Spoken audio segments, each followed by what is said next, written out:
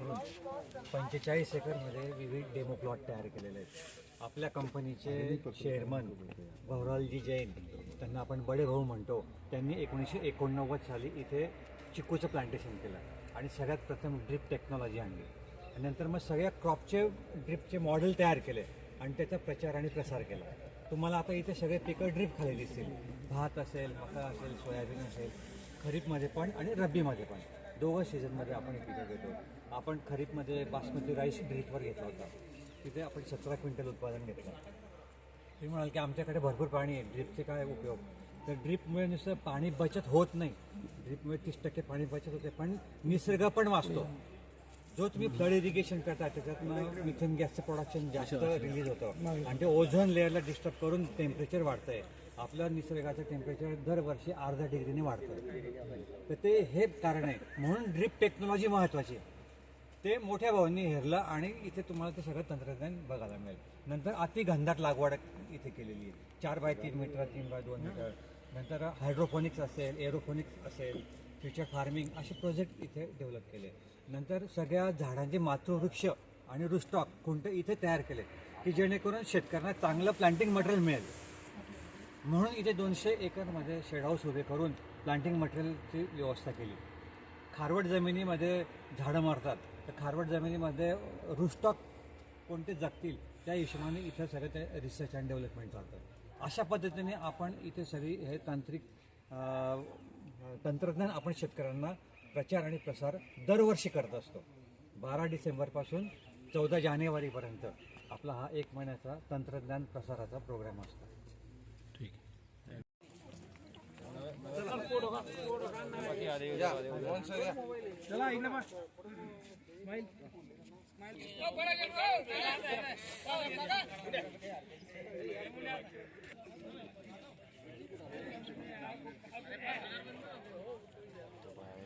रोजी प्रयत्न केले, तर त्या दिवसापासून आजपर्यंत ही जी ज्योत आपण बघतोय पाठीमागे ती कायम सुरू आहे, भविष्यातही राहणार।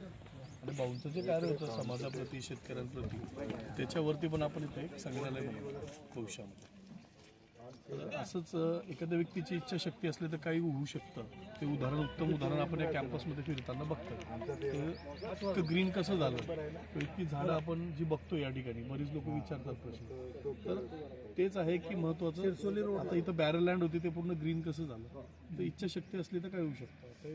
टेक्नॉलॉजी आणि नियोजन या 2 गोष्टींवर आपण काम केलं तर उत्तम प्रकारची शेती करता येते, त्याचं एक मोठं उदाहरण आहे। आता पुढे आपण अल्ट्रा आयडेन्सिटी जे बघणार आहोत, अल्ट्रा आयडेन्सिटीमध्ये आपण एकरीमध्ये पूर्वी पारंपरिक पद्धतीने 40 ते 45 झाडं कुठल्याही फळबाग आपण लावायचो, परंतु त्याला मेंटेन करणं, त्या सगळ्या गोष्टी, फळबाग जी आहेत सगळी फळं ती 100% हातात लागत नव्हती शेतकऱ्यांना, परंतु आता काय की कमी हाईटवरती तुम्हाला फळं लागतात, 5 फुटावर तुम्हाला फळं दिसतील लागलेली। तर अल्ट्रा आयडेन्सिटीमध्ये तुम्ही एकरीमध्ये 700 प्लांटिंग करू शकता कुठलंही फळ। तुम्ही आंबा लागवड करा, चिकू लावा, डाळिंब लावा, ती सगळी आपण पुढे लावलेली। ड्रीपवरती आपण तांदूळ घेतलेला आहे या कॅम्पसमध्ये, 1 किलो तांदूळला 5000 लिटर पाणी लागतं, ते आपण ड्रीपवर केलेलं आहे। ऊस लागवड केलेली, हळद केलेली, तर सगळे डेमो प्लॉट्स आपण आता पुढे बघणार आहोत। तर जाण्यात आपण आणि काय काय बघितलं इथं आपण? आम्ही शिरपूरून आलेलो काय बघितलं इथं? घरी आपण पारंपरिक शेती करतो, इथं आधुनिक शेती असते। इकडे सगळी आधुनिक शेती, आधुनिक तंत्रज्ञान आहे सगळं, आणि कमीत कमी खर्चामध्ये जास्तीत जास्त भरघोस उत्पन्न आपल्याला कसं मिळेल हे त्यांनी दाखवलेलं आहे। आपला ग्रुप वगैरे आलाय का की फॅमिली फॅमिली आहे। बाबा, खरं तर तुम्ही कुठून आलात आणि काय काय बघितलं इथं? आम्ही दुसरीनं आलो आहेत। हां आता कांदे बघितले, टमाटे बघितले, मिरची बघितली, हां आता तिथून बघून इथं केळी बघितली, पपई बघितली, सगळं बघितलं। खरं तर अनेक जण पारंपरिक शेतीच करतात, मात्र इथं आधुनिक शेतीची तडजोड पण आहे। काय नवीन शिकायला भेटलं इथे? इथं एकदम मस्त आहे, हेच शेतकऱ्यांनी हेच केलं पाहिजे। तुमचं जसं आहे ना तसंच केलं पाहिजे। तुम्ही देखील काही लागवड करतात का अशीच? नाही, आम्ही आता इथून पाहिलं ना, हां, इथून आता सुरुवात करू असं आहे। आम्ही साधी शेती करतोय आता। हां, तुम्ही काय शेती केली बाबा? सर्व मटेरियल घेतलेलं, हां कांदे वगैरे लावतो, हां कपाशी, हां, आणि शेंग सुद्धा ठिबकवरच करतो। उत्पन्नात काही वाढ झाली का?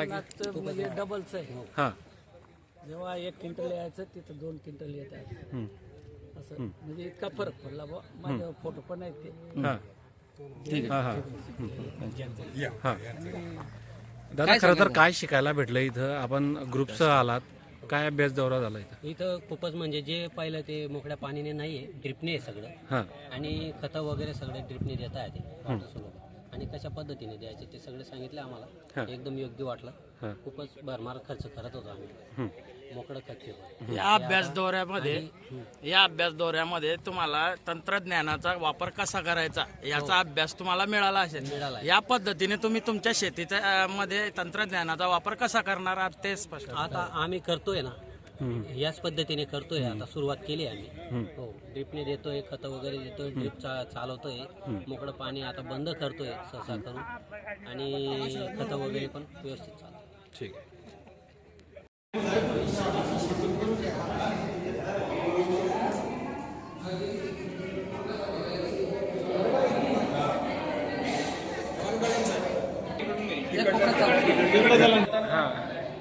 ही आपली टोटल सॉइललेस फार्मिंग आहे, ज्याच्यामध्ये आपण माती विना शेतीचे कॉन्सेप्ट आहे. ज्याला आपण मातीचा वापर न करता त्याच्यामध्ये आपण बिना मातीचं म्हणजे कोकोपीट आणि इतर आधारात माती शेती करतो. त्याच्यात प्रामुख्याने तुम्ही समोर बघता आता व्हर्टिकल फार्मिंग आहे, टेरेस गार्डनिंग आहे, LED एरोपॉनिक सिस्टम आहे. या सिस्टमचे स्ट्रक्चर्स आपण बनवलेले आहे. त्याच्यामध्ये आपण व्हेजिटेबल्स आणि बाकी गोष्टी ग्रो करतो. त्याच्यात तुम्ही बघू शकता आता व्हर्टिकल फार्मिंग, ज्याच्यामध्ये ते गोल फिरतात, रोटेट होतं. तर ते ट्रेमध्ये आपण व्हेजिटेबल्स लावलेले आहेत, भाजीपाला लावलेला आहे. त्याच्यामध्ये आपण काय करतो, छोट्या छोट्या नेटवर्क्समध्ये कोकोपीट घेतो. कोकोपीट लावल्यानंतर त्याच्यामध्ये छोटे छोटे आपले जे असतात बियाणं त्यांना जर्मिनेट करतो आणि जर्मिनेट केल्यानंतर त्या ट्रेसमध्ये ठेवतो आणि त्यांना आर्टिफिशियली लाईट्स दिली जातात. ज्या ठिकाणी सनलाईट कमी पडते त्या ठिकाणी आर्टिफिशियली लाईट्स देतो आणि त्यांना मग आतमध्ये ग्रो केलं. त्यांना शेतीची गरज नाही.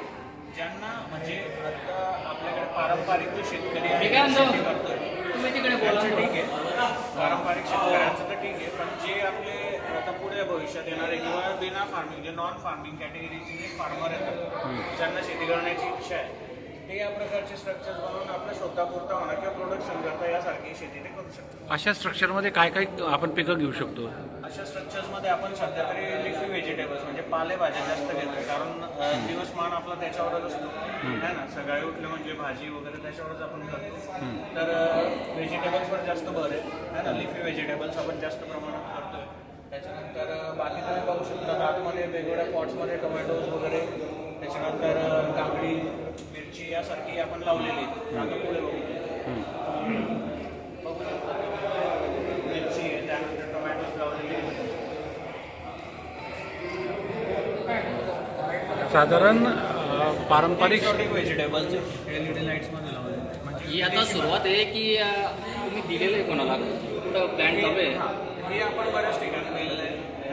आता हा तर आपण शेतकऱ्यांना दाखवण्यासाठी डेमो आहे, पण जे शेतकरी इच्छुक असतात त्यांनाही आपण हे व्यापार कोणत्या ठिकाणी दिले साधारण? एक बाहेरच्या देशात आपण दिलेलं आहे सध्या तरी तर आता याच्यात जे आहे टिश्यू कल्चर पायनॅपल आहे, तुम्ही बघू शकतात. आपण टिश्यू कल्चर पद्धतीने जी रोपं तयार करतो त्याच्यातले काही रोपं इथे ठेवलेले आहेत आपण, जसं की पायनॅपल झाले, नारळ आहे, त्यानंतर मोसंबी आहे, पूर्ण आपण लावलेले आहेत देशामध्ये. या सगळ्याला आपल्याकडचं टेम्परेचर सूट होतं का आणि साधारण उत्पन्न किती होऊ शकतं एका एकरमध्ये? टिश्यू कल्चरला आपल्याकडचं जे टेम्परेचर आहे त्याच्यासाठीच तयार केलं जातं. आतमध्ये जी सेट केली जातात ना रोपं ती बाहेरच्या तापमानासाठीच आपण सेट करतो, जेणेकरून शेतकऱ्यांना म्हणजे कमी वेळेमध्ये जास्तीत जास्त पीक घेतो.